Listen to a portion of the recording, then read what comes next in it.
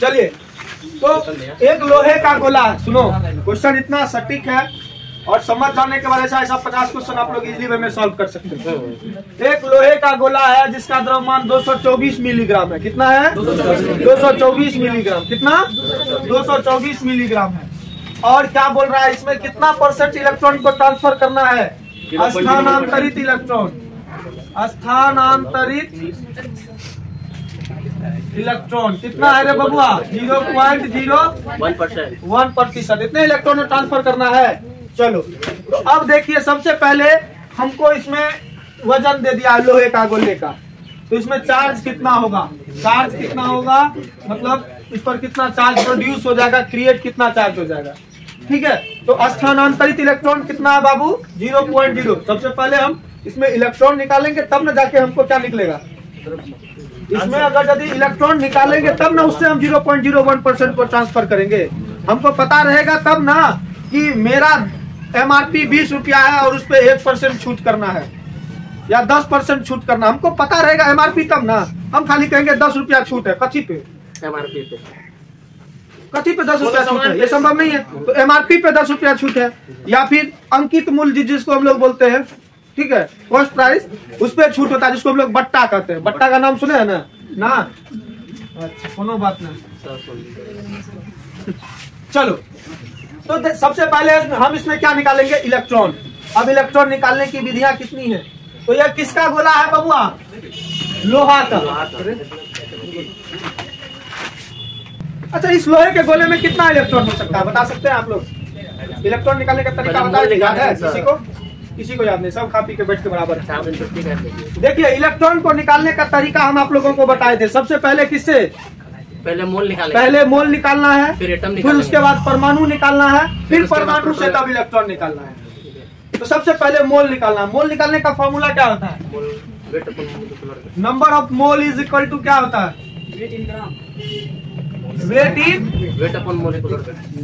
Wait in gram by molecular mass.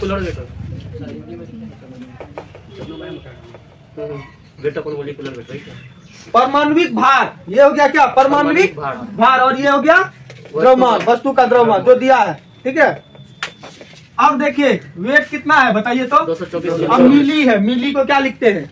10 to the power -3। आप लोग को बताए थे ना प्रीफिक्स, SI प्रीफिक्स। मिली, माइक्रो, नैनो, पिको, फेम्टो, एटो, किलो, मेगा, जीगा, टेरा, पेटा, एक्सा। ठीक है, तो इस जगह पे क्या होगा? 224 मिली है, तो मिली आ गया 10 टू द पावर -3। तो ये क्या होगा? 224 गुना 10 पे पावर -3 ग्राम बट्टे क्या हो जाएगा? मोलेकुलर मास कितना होता है? कितना ग्राम होता है? 54 ग्राम होता है लोहे का। 56 ग्राम। हाँ, 56 ग्राम होता है। ये 56 कैंसिल हो गया, इसको कटाओ, 4 बार में कट जाएगा। तो नंबर ऑफ मोल कितना हो गया? 4 गुना 10 पे पावर -3। ये क्या है? मोल की संख्या। मोल की संख्या उसमें, तो मोल की संख्या इतनी निकल गई। तो अब जो है क्या निकालना है? एटम। अब इस इतने मोल में कितना एटम है? तो एटम निकालने के लिए क्या करते हैं? नंबर ऑफ एटम निकालने के लिए किससे गुना करते हैं? एवोगाड्रो की संख्या से। किससे? Number of mole, number of mole into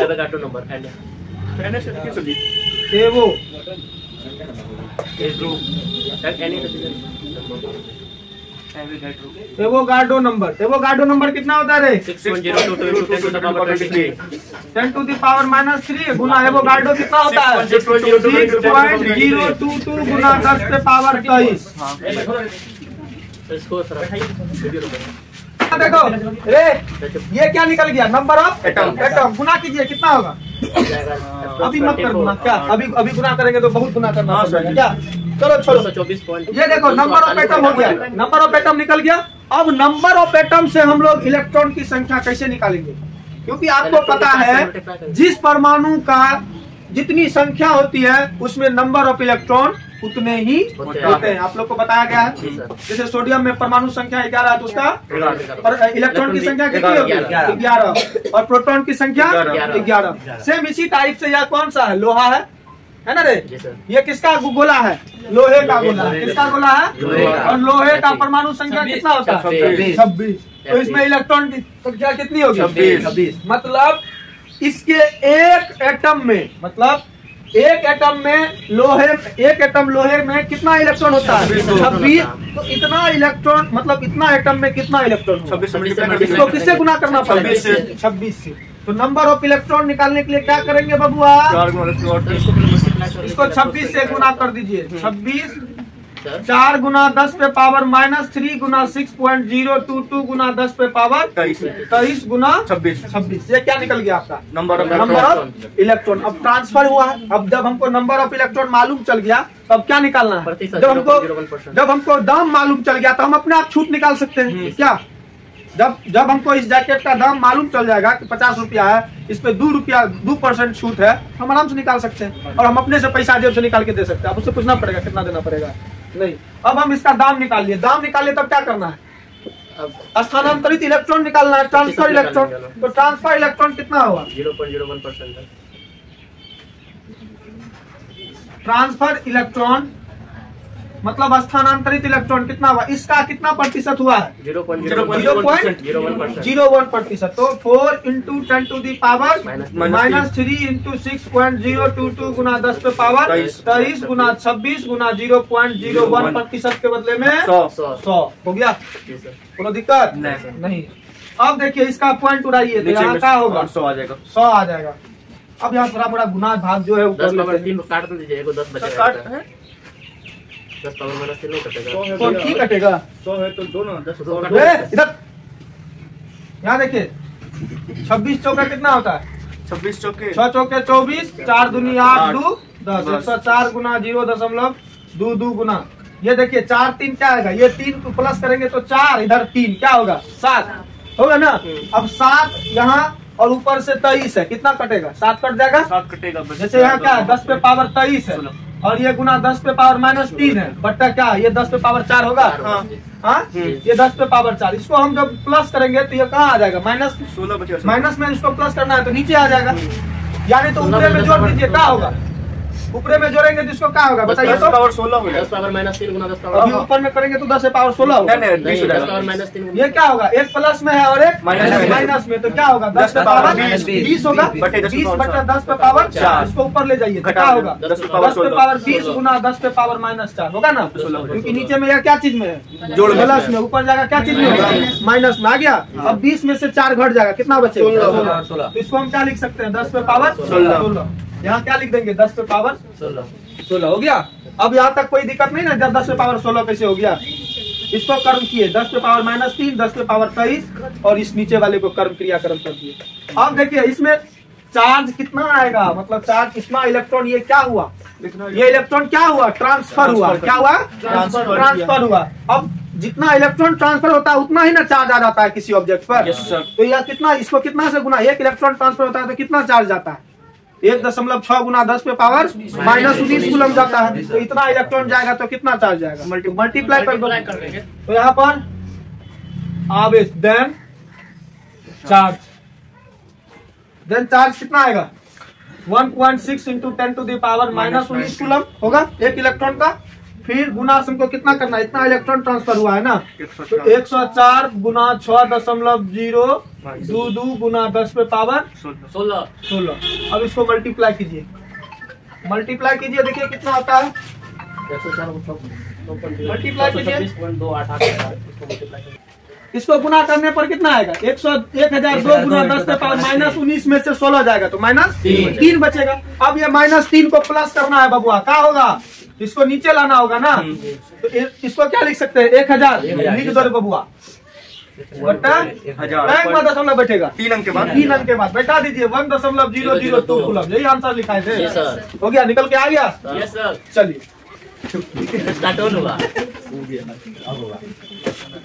Coulomb's law मतलब Coulomb's law in electrostatics. Coulomb's law in electrostatics मतलब स्थिर वैद्युतिकी में कूलम्ब का नियम। और यह बहुत ही ज्यादा इंपॉर्टेंट क्वेश्चन है। यहाँ से ऑब्जेक्टिव निकल के आता है, सब्जेक्टिव निकल के आता है, 2 नंबर का क्वेश्चन निकल के आता है। तो समझ लीजिए इसमें कितना बहुत ही ज्यादा इंपॉर्टेंट है यार आप लोगों के लिए, और खास करके लिए 12th वाले बच्चे के लिए। देखिए कूलम्ब का नियम किसमें? स्थिर वैद्युतिकी में। स्थिर वैद्युतिकी में कूलम्ब का नियम बहुत ही जबरदस्त टॉपिक है, इसको अच्छे से समझिएगा।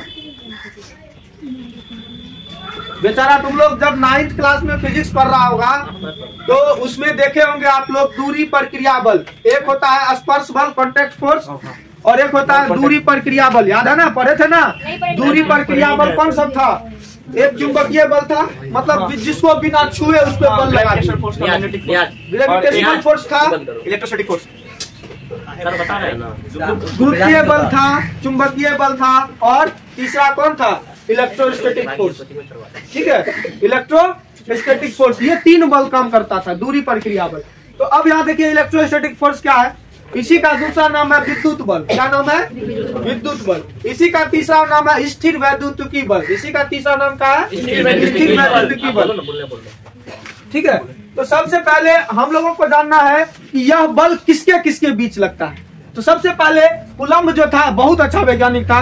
इन्होंने 2 आवेशों के बीच, मतलब 2 आवेश, तो आप लोग को पता चल गया आवेश के गुण में क्या होता है? स्वजातीय रहता है, मतलब समान आवेश एक दूसरे को क्या करते हैं? प्रतिकर्षित करते हैं और असमान आवेश एक दूसरे को आकर्षित करते हैं। पता है? अब देखिए, अब कितना बल लगा करके उसको आकर्षित करेगा, कितना बल लगा करके खींचेगा, उसके बारे में पता किसने दिया था? कूलम्ब ने। किसने दिया था? कूलम्ब ने। वो उसका मैग्नीट्यूड निकालने के लिए, दिशा निकालने के लिए, वह किस दिशा में वह खींचेगा, इनका भी डायरेक्शन निकालने के लिए उन्होंने इक्वेशन दिया। तो वहाँ हम लोग पढ़ रहे हैं कूलम्ब्स लॉ इन इलेक्ट्रोस्टैटिक्स, मतलब 2 आवेशों के बीच लगने वाले आकर्षण तथा प्रतिकर्षण बल का अध्ययन किसने किया था? कूलम्ब ने। मतलब कितना फोर्स अप्लाई करेगा वो एक दूसरे चार्ज पर। यानी कहने का अर्थ है, मान लीजिए 2 आवेश है, एक Q1 है और एक Q2 है। 2 आवेश है। अब मान लीजिए इस पर प्लस है और इस पर माइनस है, तो एक दूसरे को क्या करेगा? अट्रैक्ट करेगा। क्योंकि एक लड़का एक लड़की है तो दोनों एक दूसरे को क्या करेगा? अट्रैक्ट करेगा। ये इसको करेगा, ये इसको। अब कितने मैग्नीट्यूड से करेगा, मतलब कि कितना अधिक बल से, मजबूती से वह उसके ऊपर फोर्स लगाएगा, उसको व्यंजक निकालने का, मतलब बल का परिमाण निकालने का फॉर्मूला किसने दिया था? कूलम्ब ने। किसने दिया था? कूलम्ब ने। अब समझ लो कितना गजब का छोड़वा होगा। अब देखो, इनके बीच लगने वाला फोर्स ही क्या कहलाता है? Coulomb force. क्या कहलाता है? Coulomb force. और इन दोनों के बीच की दूरी क्या होती है? आर। ठीक है, आप किसी भी चीज को मान के चलिए, ए मानिए, सी मानिए, लेकिन आर मानने से क्या होता है? हर बुक में आपको आर ही मिलेगा, इसीलिए हम लोग भी क्या करते हैं? आर मान लेते हैं। ऐसा नहीं है कि सर आरे का है मानेंगे, आरे दूरी होता नहीं। आपकी मर्जी है, आप कुछ भी रख सकते हैं। आपकी मर्जी है, फुल पैंट को टांग में पहन लीजिए या माथा में टांग लीजिए, वो आपका मर्जी है। चलिए देखिए, अब यहीं से कूलम्ब बल निकल के आता है। मतलब 2 आवेशों के बीच लगने वाला आकर्षण बल या प्रतिकर्षण बल ही क्या कहलाता है? कूलम्ब बल कहलाता है। इसके अनुसार, किसके अनुसार? कूलम्ब के अनुसार 2 आवेशों के बीच लगने वाले आकर्षण या प्रतिकर्षण बल को ही हम लोग क्या बोलते हैं? कूलम्ब बल, इलेक्ट्रोस्टैटिक फोर्स या इलेक्ट्रिक फोर्स, जो बोलो सब वही है। चलिए लिखिए ऐसी बात को। देखिए, 2 आवेशों के बीच, क्या सर? 2 आवेशों के बीच लगने वाले बल को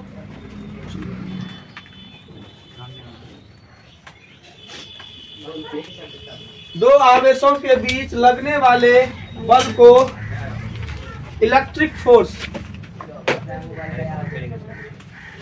क्या होता है? इंग्लिश जानता है? इलेक्ट्रिक फोर्स रे, इलेक्ट्रिक फोर्स। इसका हिंदी क्या होता है? विद्युत बल। और या इसी का दूसरा नाम यही या लिख दीजिएगा, या कूलम्बियन फोर्स। कूलम्बियन फोर्स। अरे फोर्स का नाम कूलम्ब का क्या नाम है?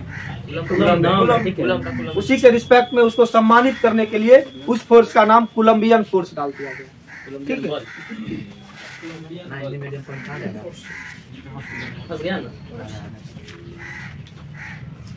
कूलम्बियन फोर्स क्या कहते हैं उसको? कूलम्बियन फोर्स। कूलम्बियन फोर्स कहते हैं, COULOMBIAN। कूलम्बियन फोर्स कहते हैं। देखिए, इस बल का परिमाण, हाँ, इस बल का परिमाण हमें कूलम्ब के नियम से ज्ञात होता है। इस बल का परिमाण हमें कूलम्ब के नियम से प्राप्त होता है। हमें कूलम्ब के नियम से प्राप्त होता है। हमें कूलम्ब के नियम से प्राप्त होता है। बहुत अच्छा, बहुत समझदार है तुम लोग। चलिए अब देखिए कूलम्ब का नियम क्या है, ठीक है, इनको समझना। कूलम्ब बेचारा बहुत गरीब आदमी था, ठीक है, लेकिन वह तुम लोग की तरह कामचोर नहीं था, ठीक है, तुम लोग बहुत कामचोर है। देखिए कूलम्ब ने क्या देखा कि दो आवेशों के बीच तो लग रहा है बल, लेकिन वह कितना बल होगा, मतलब दोनों आवेश के बल बीच जो बल लगा हुआ, क्या किया, पहले दोनों आवेश को इंक्रीज कर दिया। क्या कर दिया? इंक्रीज, मतलब दोनों आवेश का परिमाण को क्या कर दिया, धीरे धीरे बढ़ाना शुरू किया। और देख रहा है बढ़ रहा है, तो बल का मान भी क्या हो रहा है, बढ़ रहा है। दूरी को कांस्टेंट रखा है, किसको?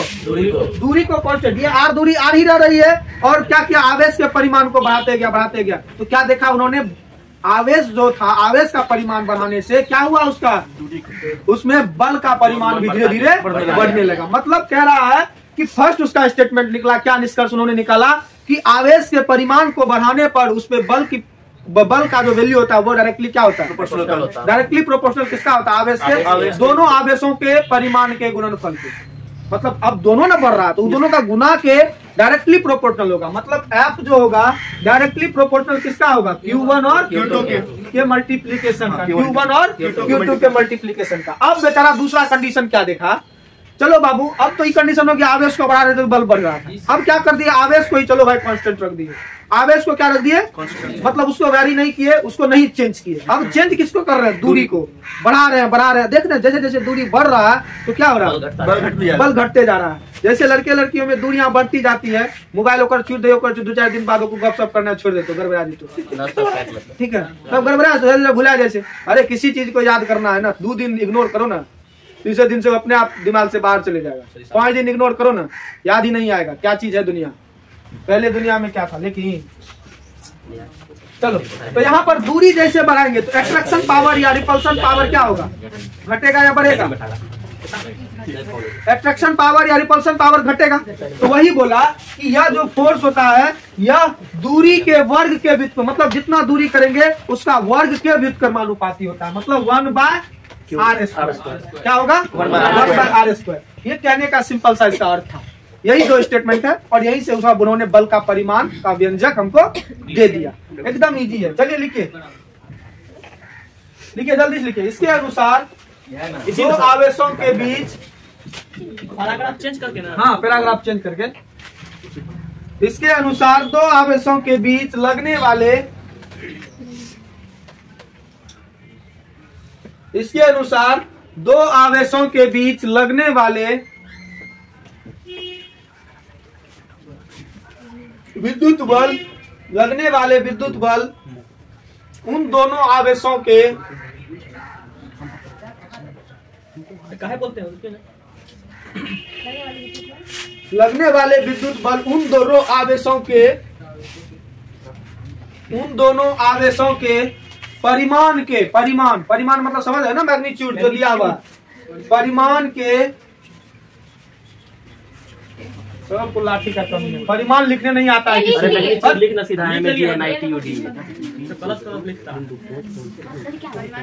परिमाण के गुणनफल के समानुपाती होता है, परिमाण के गुणनफल के समानुपाती होता है, परिमाण के गुणनफल के समानुपाती होता है तथा उनके बीच की दूरी, तथा उनके बीच की दूरी के वर्ग के व्युत्क्रमानुपाती होता है। आप सब लिखल व्युत्क्रमानुपाती, रिएक्शन के बाद कोई ठिकाना नहीं जो व्युत्क्रमानुपाती। हाँ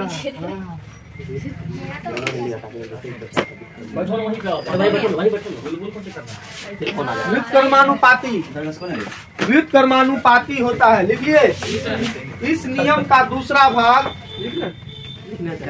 इस नियम का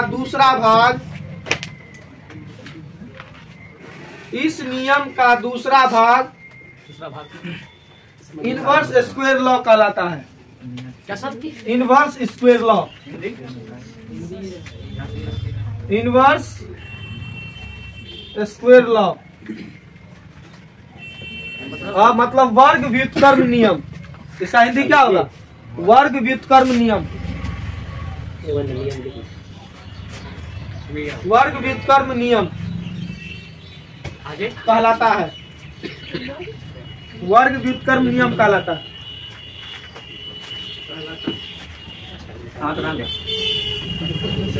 चल देख रे बबुआ सब क्या बोला, देखिए यहाँ देखिए क्या बोला उन्होंने बबुआ। स्टेटमेंट किसके अनुसार? कूलम्ब के अनुसार कि Q1 तथा Q2 क्या है? क्या था? आवेश है या कोई दिक्कत? R क्या है? त्रिज्या। दोनों आवेश के बीच की दूरी क्या है? दोनों आवेशों के बीच की दूरी है। दोनों आवेश के बीच की दूरी F क्या है? फोर्स है, विद्युत बल है। कोलंबियन फोर्स या कोलंबियन फोर्स बोलो या इलेक्ट्रोस्टैटिक फोर्स बोलो। या विद्युत बल बोलो। तब इसके अनुसार, किसके अनुसार? तब कूलम्ब्स लॉ इलेक्ट्रोस्टैटिक्स। तब इसके अनुसार क्या कहलाएगा बाबू? सबसे पहला क्या बोला कि उन दोनों के बीच लगने वाला बल जो था दोनों आवेशों के परिमाण के गुणनफल के क्या होता है? समानुपाती होता है। मतलब परिमाण के गुणनफल plus minus Q1 into plus minus Q2 जो हो। सर मोड में प्लस मोड माइनस में दोनों होगा। हाँ? मोड में प्लस माइनस दोनों होगा। हाँ तो कहा लेंगे या अगर यह माइनस या प्लस या माइनस कोई ठिकाना है तो कोई कुछ हो सकता है। अगर मोड करते हैं तो अब उसका वैल्यू प्लस आ जाता है। मैग्नीट्यूड निकालने के लिए मोडेड करते हैं रे। तो यहाँ देखिए ये फर्स्ट स्टेटमेंट था और फिर दूसरा स्टेटमेंट क्या कहता है? दोनों के बीच की दूरी के वर्ग के व्युत्क्रमानुपाती होता है। मतलब 1/r² हो गया। अब दोनों को मर्ज कर दीजिए। दोनों को मर्ज करने पर मिलाने पर क्या होगा? Q1 plus minus mode of Q1 plus minus mode of Q2 upon क्या हो जाएगा? R² बराबर नहीं होगा, यहाँ समानुपाती होगा। अब देखिए समानुपाती का जब सिंबल हटाना हो आपको तो आपके लिए क्या लाना पड़ेगा? कोई कांस्टेंट लाना पड़ेगा। बताए थे ना जब समानुपाती का सिंबल हटाना पड़ता है तो उसके लिए कोई एक कांस्टेंट लाना पड़ता है। तो वहाँ बेचारा कूलम्ब ने क्या ला लिया? के कांस्टेंट के Q1 into Q2 upon R² लिखेंगे, जहाँ के बराबर कूलम्ब नियतांक क्या है? कूलम्ब का नियतांक है। किसका नियतांक है? कूलम्ब नियतांक। और के का वैल्यू क्या होता है? के बराबर 1/4 पाई, इसको एप्सिलॉन नॉट पढ़ते हैं। क्या पढ़ते हैं? 1/4 पाई एप्सिलॉन नॉट। ये क्या है? इसको क्या पढ़ते हैं? Epsilon not. क्या पढ़ते हैं इसको? Epsilon not. और इसका वैल्यू जो होता है जो हम सवाल में रखेंगे उसका वैल्यू होता है 9 गुना 10⁻9 न्यूटन मीटर स्क्वायर पर कूलम्ब स्क्वायर। ठीक है, क्या होता है? 9 गुना 10⁻9 न्यूटन मीटर स्क्वायर पर कूलम्ब स्क्वायर होता है। ये किसका वैल्यू होता है? कूलम्ब नियतांक का। और इसका हम वैल्यू क्या पुट करते हैं सवाल में? 9 गुना 10⁻9 न्यूटन मीटर स्क्वायर पर कूलम्ब स्क्वायर। इसको याद रखना, बहुत ही ज्यादा वैल्यूएबल ये चीज है। ठीक है, बहुत ही ज्यादा इसको घेर लो और बहुत ही ज्यादा वैल्यू रखता है अपने जीवन के लिए, आप लोग के लिए, जीवन के लिए। तो इसके बदले हम लोग क्या लिख सकते हैं? 1/4 पाई लिख सकते हैं। तो F बराबर क्या निकल गया? 1/4 pi epsilon naught Q1 into Q2 by R²। ये क्या हो गया? बल का। जल्दी अब देखिए यह तो SI में था। क्या चीज में था यह? SI में। अब CGS में देख लेते हैं। अब CGS में 1/4 पाई एप्सिलॉन नॉट का वैल्यू क्या रख लेते हैं? 1। क्या रखेंगे? 1। तो यहाँ F का वैल्यू क्या आएगा? Q1 into Q2 by R²। क्योंकि इसका वैल्यू क्या हो गया? 1 से मल्टीप्लाई इसको करेंगे तो क्या हो जाएगा? यही हो जाएगा। तो यहाँ पर F बराबर क्या होगा? ये देखिए, ये भी आपका इक्वेशन है, इसको घेर दीजिएगा। यही है बल का परिमाण निकालने का फॉर्मूला। और F बराबर क्या निकलेगा? Q1 into Q2 by R²। ये भी ये CGS में हो गया। ठीक है।